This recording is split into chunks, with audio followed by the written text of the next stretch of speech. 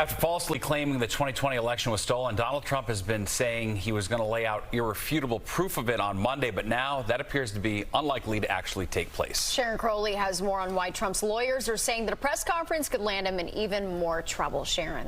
Yeah, that's right. Former President Trump blasting the Fulton County, Georgia DA during an interview on Fox Business today. Meantime, the Fulton County Sheriff's Office says they're investigating threats related to the grand jurors who issued that indictment against the former president. It's a witch hunt. It's just a continuation of a witch hunt. They want to silence you. They want to silence you.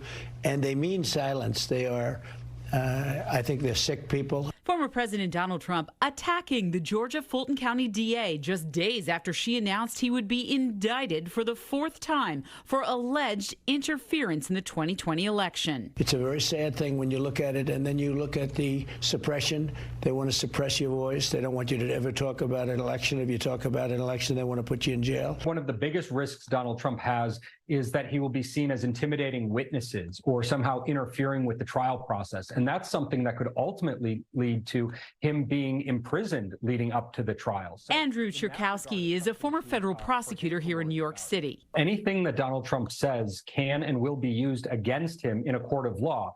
Trump posted on social media he would be holding a press conference refuting claims made in the Georgia indictment.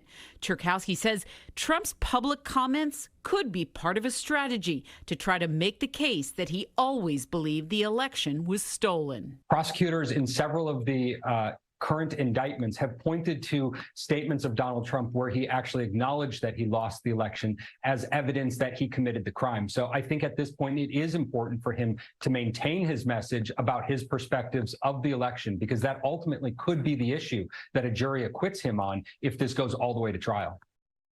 So as of tonight, Trump still is planning to have that press conference on Monday in Bedminster. He has until next Friday, though, to turn himself in. Prosecutors, we're told, are pressing for a trial to start within the next 6 months. Natasha. All right, Sharon, thank you.